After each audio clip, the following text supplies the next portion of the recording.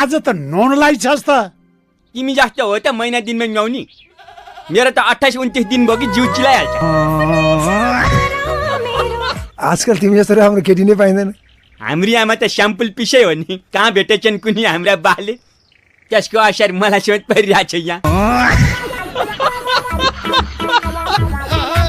फेरि बिहाको कुरा ननिकाल है आमा। तिमीले बासँग चाँडै बिहा गरेर के पायो भन त? तँलाई पाइन तँलाई। तिमीले हात दिनु सिकायौ। अब म यो ब्यानर कसरी च्यात्ने त्यो सिकाउँछु। Excuse me. नेपालीमा भन, अंग्रेजी बुझ्दिन।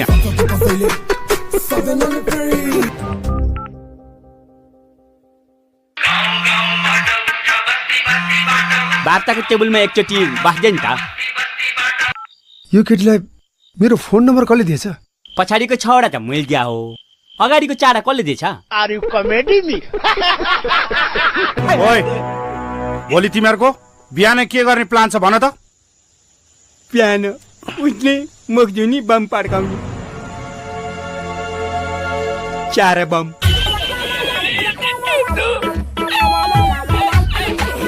पानी त आउँछ। कहिले आउँछ? मरेपछि। आज मर्यो कान्छ, भोलि पानी खान्छ। प्लिज मलाई हेल्प गर्नु। बस। Thank you. किन आत्तेको? म त आत्या छैन। ऊ पछाडि हेर त।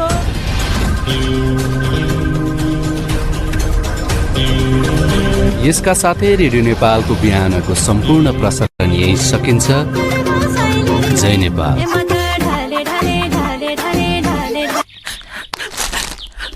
खाइबक्सोस् नजुर, खाइबक्सेन भने मरिबक्सन्छ।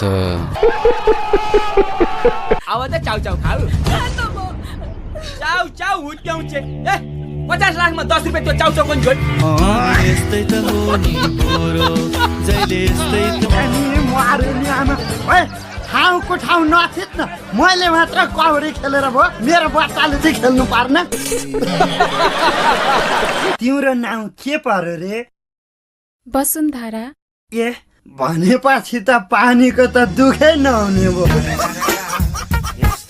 अनि तिमीलाई सबै आउँछ हो? आउँछ। भात पकाउन आउँछ, लुगा धुन आउँछ, मलाई सबै काम गर्न आउँछ। त्यो त मेरो बाउलाई नै आउँछ। तेरो ताल यही हो। भयभरको कपडा घर गवान सब बोकेर हिँडी पछि त कोही हिँडी? नि तेरी सुहानी। त्यसका बाजे यता एकैचोटि 3टी आएछन्। एउटी गइन्जास्। काजी साहब नमस्कार। अब तेरो बिहा गर्नुपर्छ छोरा। हुन्छ हो आमा, तर सहान ल्याए अर्कैले सहिले हुँदो रहेछ।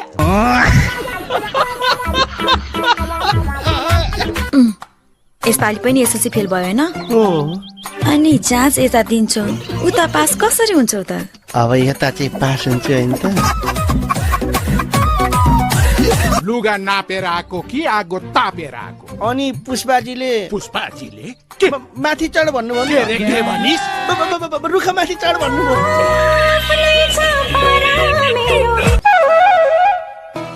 हुँदा हुँदा दिउँसो रक्सी चढाउन थाल्यो होइन? अब नाइट बस हो र राति मात्रै चढाउनलाई। मेरो खराब पानी छ, मेरो खराब।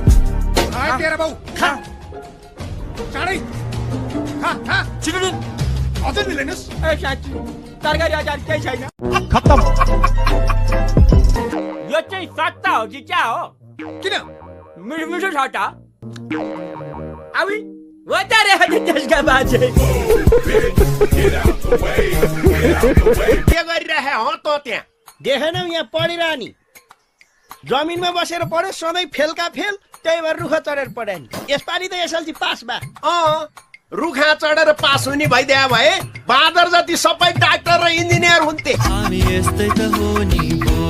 तैँले गाउँमा रुख चढ्न जाने छैन? अनि यस्तो त काँडा चढ्नु हो, गाममा त भुइँसी मात्रै चढ्यो। यति राति आइछस् त? खास कुरो त